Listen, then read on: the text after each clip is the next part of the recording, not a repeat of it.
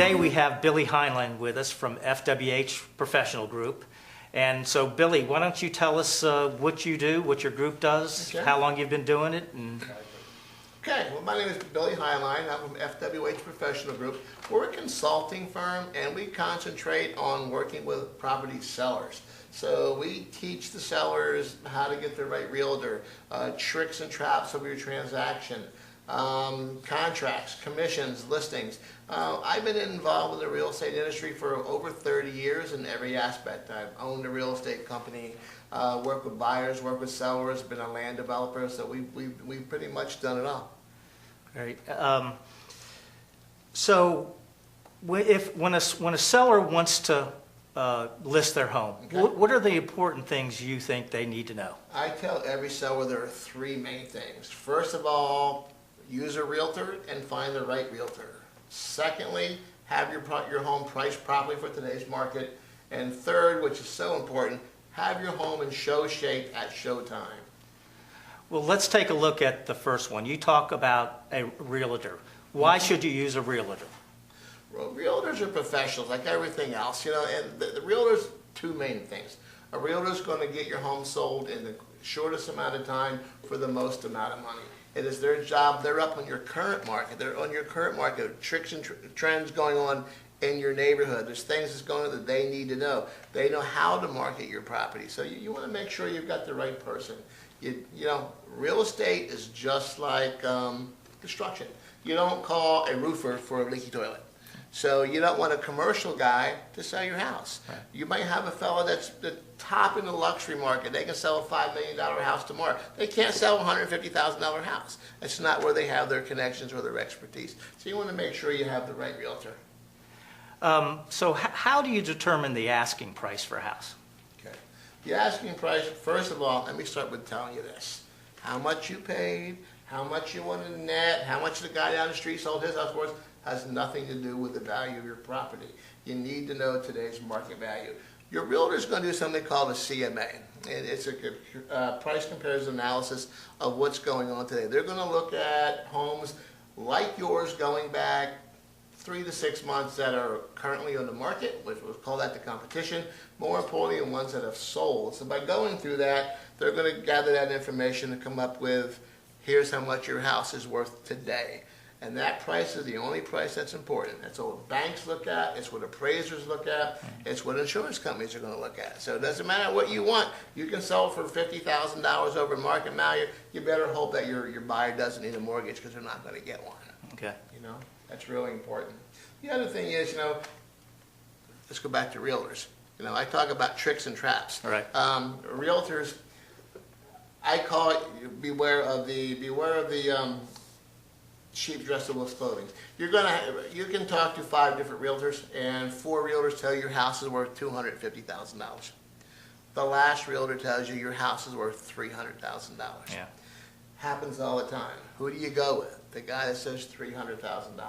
Now that your house is now going to just set on the market, and what they're going to tell you in a couple of months is, I think we need to lower the price to get some activity. Well, of course. They'll do that 2 or 3 times till it gets down to where it should be, and then it gets offered. You know, why do realtors do this? It works. Okay. So what are your thoughts about? Should you actually do that? No, that should be a big red flag.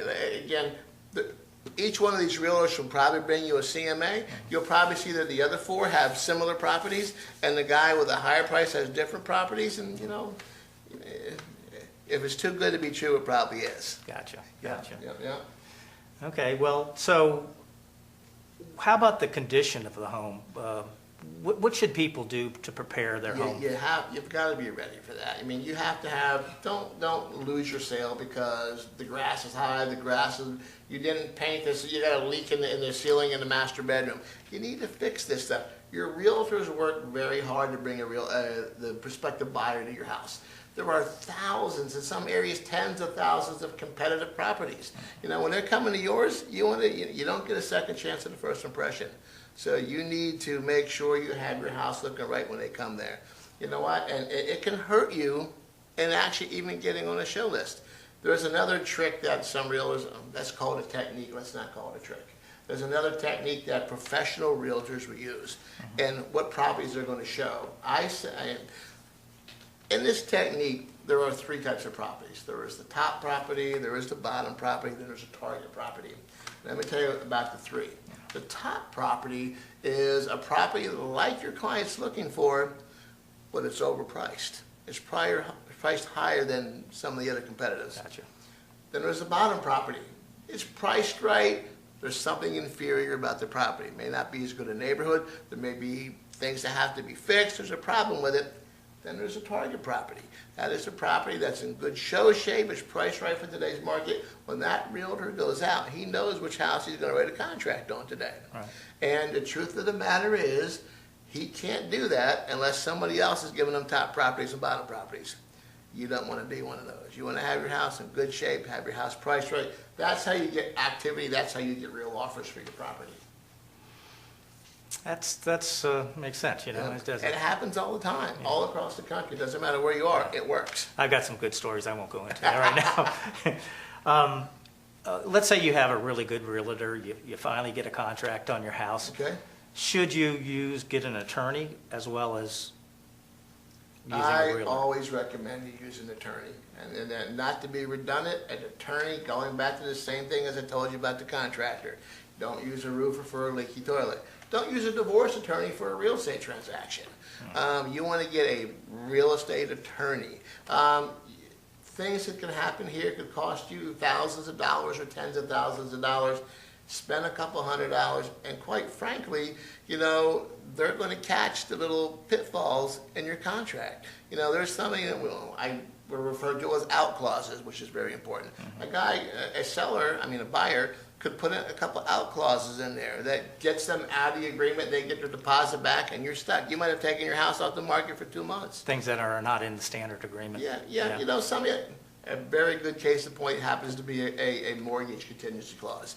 They might put a term in there for the mortgage contingency that they know they can't get. So they get out a couple months, and all of a sudden they decide they found another house they like better. They'll use that clause to get out of your contract, and you have to give their money back. If they're still happy with it, they'll close. Yeah, But yeah. you know, your attorney's going to catch that out clause Right. and correct it and protect you. Let's get back to the realtors for a second. Okay. Your strong feelings on realtors. The commission is negotiable. How do you feel about the commission structure, and should you negotiate? Commissions are always negotiable. I always jokingly say it's not just a good idea, it's the law in most states, if not all states. You can win the battle and lose the war. You know, first of all, you have to understand how commissions work. And commissions, that's called the total commission. In most places, including where we are here in Palm Beach County, Florida, it ranges between 5 and 6%.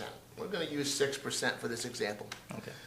And that 6%, there's two sides of a commission. There's a listing side and there's a sales side. The listing side goes to the office that listed your property and is going to be responsible for marketing it and getting the buyers here. The sales side is the office that actually has the buyer. You know, they're the ones bringing the buyer to you. Right. Those commissions are usually split equally 50-50 between the two sides. Now, you need to know this. Your listing agent is the one who determines that. They will tell you, they tell the guy bringing the buyer how much they're willing to pay. Right. So they know that up front. It's on the listing agreement. It's on a listing agreement. So let's go back to 6%. Can you talk your realtor down to 5%? Some cases you can. But when you do, it's a trade-off. You're giving up something. Right. They're not going to do as much advertising. They're not going to do the marketing that they would normally do. They may not do open houses. They may not be in a car caravan. So it could be any one of those things. Yeah. You're giving up something. Even bigger than that is when you're splitting that commission. At 6%, the guy bringing the buyer already knows he's getting paid 3%.